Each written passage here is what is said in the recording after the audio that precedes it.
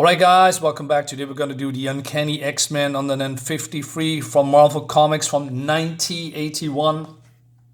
I have fond memories of this purely because I was, young and read this, and I had a blast because it's so different than what we are used to with the X-Men comics. So without further ado, let me explain what this is all about. So this is, written by Chris Claremont. In my opinion, the best, one of the best or maybe the best X-Men writer ever. Drawn by Dave Cockrum, fantastic artist, and Joseph Rubinstein, Glenn Wine colorist, etc., etc. So this is the aftermath of the attack from the Hellfire Club, and the Xavier Institute is destroyed.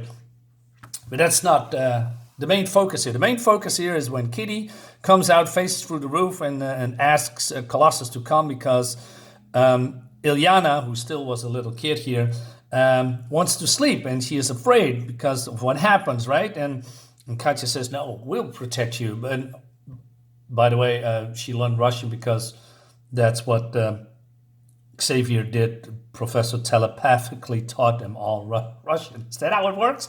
All right. So she says, "Hey, I got a story for you," and she's calling it Kitty's Fairy Tale. And these are all the players, right?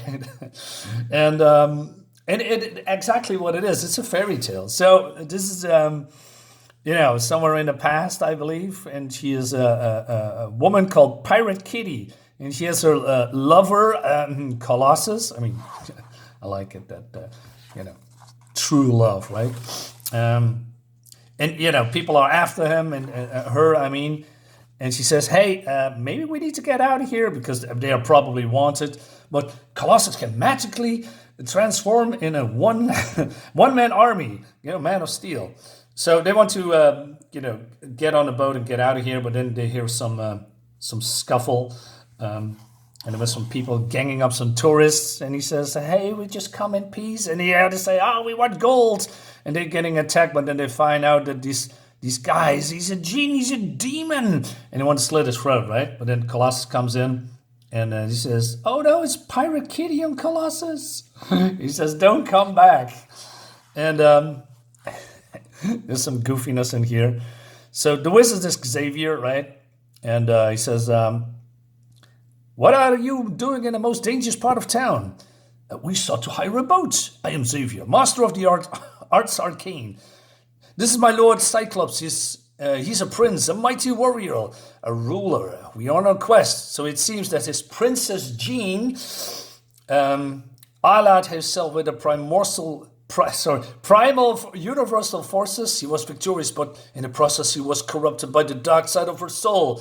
Well, speaking of, right? Here is the bringer of life and joy. She has become the destroyer, the chaos, the ravager of worlds, the Dark Phoenix. And she's using a bolts to sink every ship. He says, "Your quest is all over, old man, almost before it's truly begun." So she says, "Hey, do you know any defense spells, wizard?" And she says, "I told you what would happen if you continue to defy me," talking towards Xavier. "You chose to defy my warning. Now you pay the price." But Colossus protecting her. And "I am not harmed," he says, "Katya, though the starboard staggered me. Next time, Tin Man, it would reduce you to melted slag. There will be no next time, my lady. Your reign of terror is over." And he's pulling out some orb. And she's very afraid. And she is fleeing and swearing that there will be a reckoning. What is that, Wiz? Jean's soul, her true soul. This crystal is the only weapon capable of destroying Dark Phoenix. But alas, with all the vessels sunk, I may never get close to use it. But then she says, "Leave that to me," says Kitty. Pirate Kitty chested and summoned, but nothing happened. "It's going to be harder than I thought. What is she doing? Is the child a sorceress?" "Something like that," says Colossus. "Just watch, you'll see." "Just you two, I'm concentrating." "That may be the case, but I get the feeling someone is not listening. I get the feeling that if someone keeps this up, he's going to regret that he was ever hatched." So she's whistling, and oh no, it's Lockheed. Lockheed was on the bottom, pretty safe. And these two have an argument because he didn't like that he is always, in the crossfire, and he always was killed by a demon last time. And she says, well, he's trying to kill me. That's no excuse. Listen, Lomax, if you think you're going to embarrass me in front of Colossus and everybody, right? But then outside, Kurt here and Wolverine, he says, hey, quiet, Wolverine, don't let Kitty hear you. Why? Whisper blasted. She's telling Illyana a bedtime story, and it's magnificent. Listen and judge for yourself. All right. So they are flying, across the sky, and they're telling the story about Jean, right? And about the Phoenix Force. The Phoenix Force is meant to be used by an adult on that cosmic scale. Homo sapiens, our race, is no more than an infant. As well, there exists within everyone a dark side to balance and give meaning to the light. Because Jean lacked the cosmic awareness, the maturity of self, to contain the Phoenix Force, it disrupted the balance within her soul, and the dark side gained ascendancy. So he says the balance must be restored, right, before the transformation is irreversible. So Loki says, hey, I need to get down because I'm hungry, I'm tired, right? So everyone is doing their stuff, and Kitty says, I'm gonna catch some Z's. And then there's something here in the bushes. They leave the girl alone. Great, but there's also some creepy stuff in here. So she wakes up. What the heck are you? I am Banff, and you're a girl. Want to make beautiful music together, Liebchen? You're right. I'm no girl, I'm a pirate, and I'm dreaming. This is too ridiculous to be real. Pretty smart talk for a lady who rides a dragon. Kurt is embarrassed. I think she pegged you just right. Pegging? And so Aurora and Kara comes in, and he says, Wolverine says, hey, Kitty's spinning the sweetest yarn since Casablanca. And he says, hey, where you come from? Oh, we can teleport. And I love you, with you. And it's a lot of other bumps, and he's pretty angry. He says, thank you for saving me from this basic fate worse than death. Anytime, gorgeous, you will get a kiss as a reward. Yo. Colossus is roaming the beach, and he finds some opaque black crystal.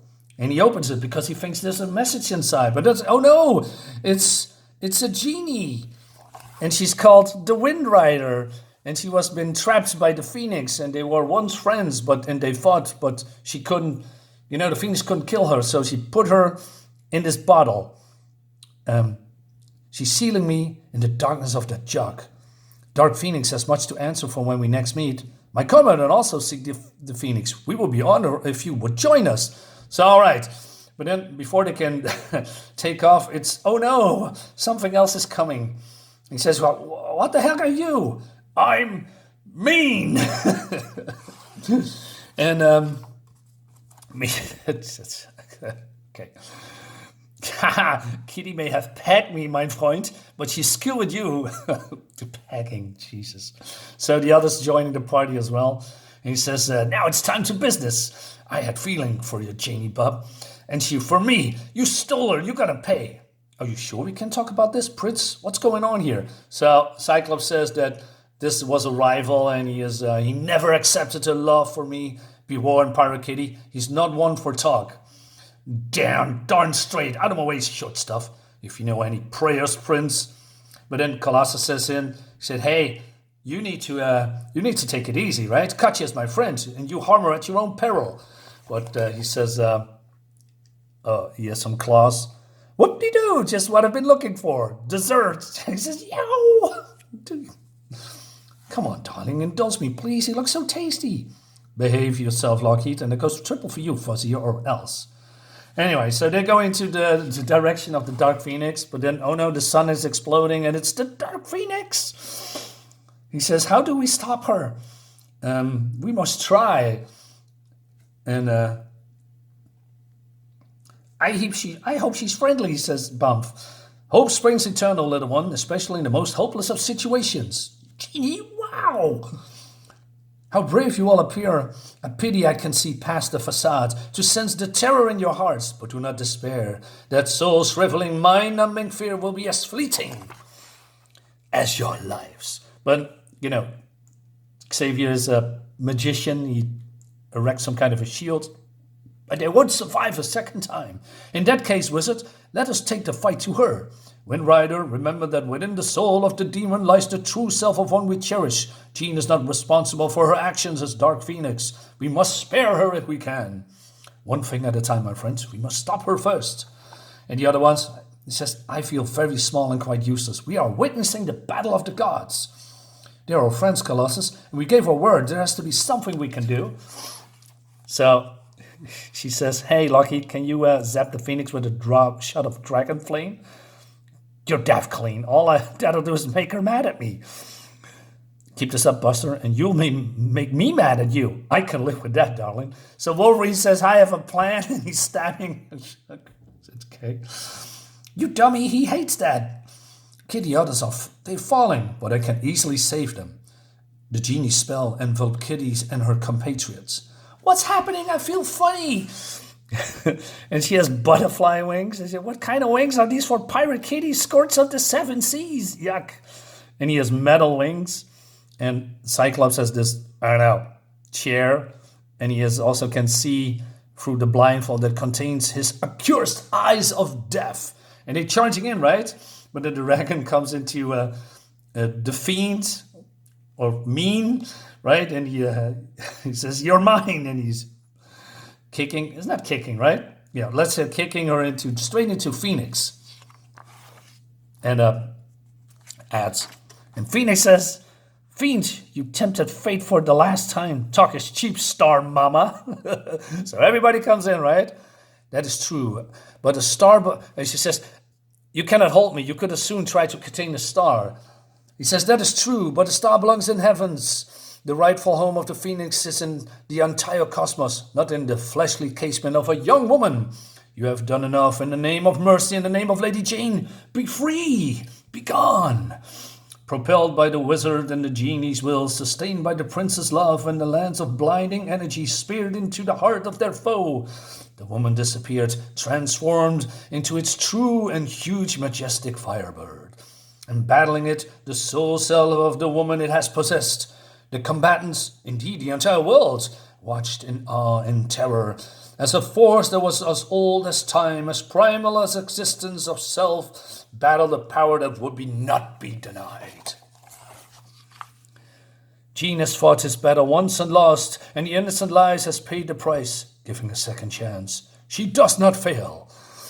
So everyone goes back to normal. They're going to marry. They are living happily ever after. And Illyana is sleeping, and then she's going outside. Everybody is listening in, and the Cyclops gives her a kiss on the forehead. To be honest, we thought it was great, especially the ending. Thank you.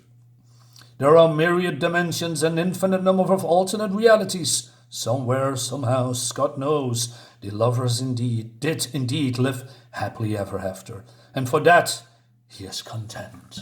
And that, my friends, is the end of this fairy tale and this video. Thank you also for watching. Hope you have a fine weekend. And I see you on the next video. Bye-bye.